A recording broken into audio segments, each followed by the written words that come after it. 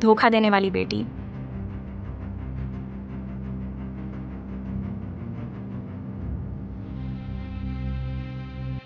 यह एक साधारण प्रेम कहानी है। 41 वर्षीय शेन यी चांग की सुंदरता अद्वितीय है और उनका शरीर आकर्षक है। हालात स्थिर हैं। शेन यी और उनके पति की शादी को 21 साल हो चुके हैं और यह परिवार काफी सुखी दिखता है। उनके परिवार में उनकी एक बेटी है जिसका नाम शॉडी है। उसने कई बार रिश्ते बनाए लेकिन सभी असफल रहे।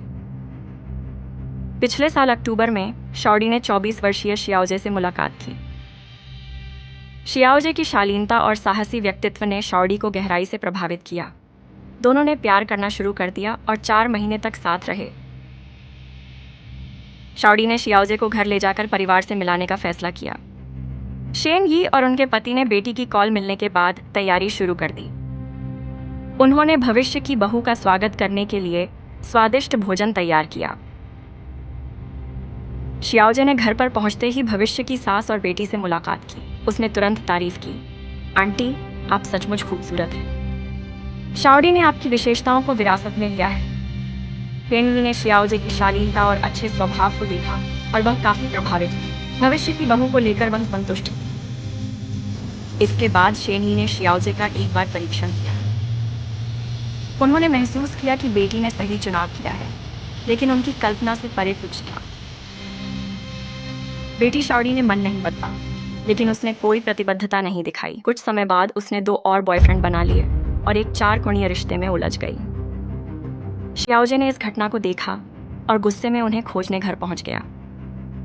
संयोग से शॉडी घर पर नहीं थी और शेन यी अकेली थी। दोनों बैठकर बातचीत करने लगे। बातचीत के दौरान शियाओजे ने स्वीकार किया कि जब उसने पहली बार उनसे मुलाकात की थी, उसने शेन यी की तारीफ दिल से की थी। हर दिन वह अपनी माँ और बेटी की तुलना करता रहा।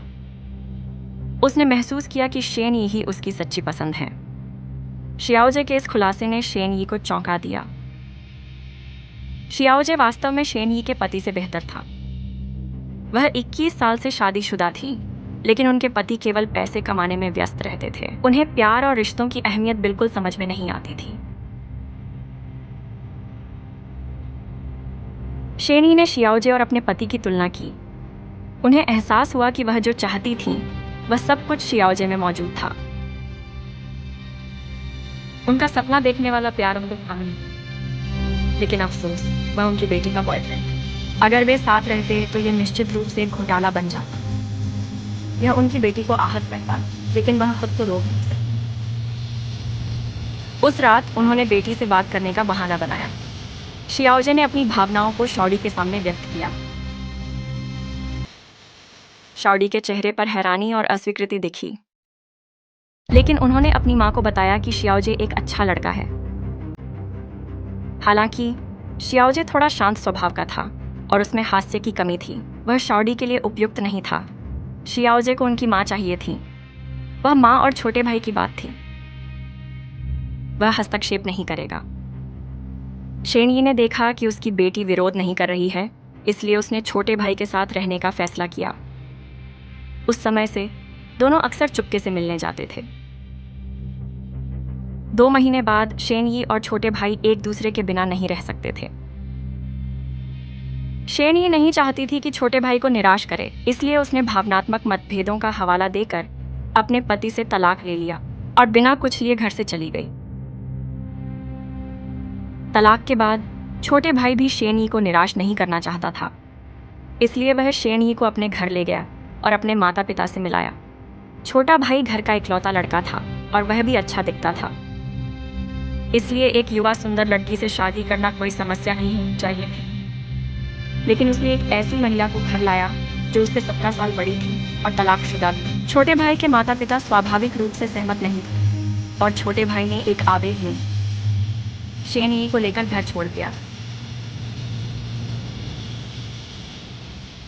दोनों ने 2000 से भी कम रुपए जुटाए और एक साधारण घर किराए पर लिया और एक प्यारे साथ रहने की शुरुआत की। उनके पास रहने के लिए घर था। दोनों को एक दूसरे से बहुत प्यार था, लेकिन किराए का खर्चा बहुत ज्यादा था और जल्द ही उनकी जिंदगी में ऊपर नीचे होने लगा। शेन ही धीरे धीरे शराब की लत लगने लगी और घर में शराब पीकर चूर होने वाले छोटे भाई ने हमेशा अच्छी तरह से समझाया और ध्यान से उसकी देखभाल की, शायद प्यार की ताकत की वजह से। आखिरकार छोटे भाई की कोशिशों से शेन यी ने शराब पीने की आदत छोड़ दी और एक प्रेमिका से सास बन गई। शायद यही सच्चा प्यार है। हालांकि यह सुनने में अजीब लगता है, लेकिन हमें उन्हें बधाई देनी चाहिए। आप लोग क्या सोचते हैं?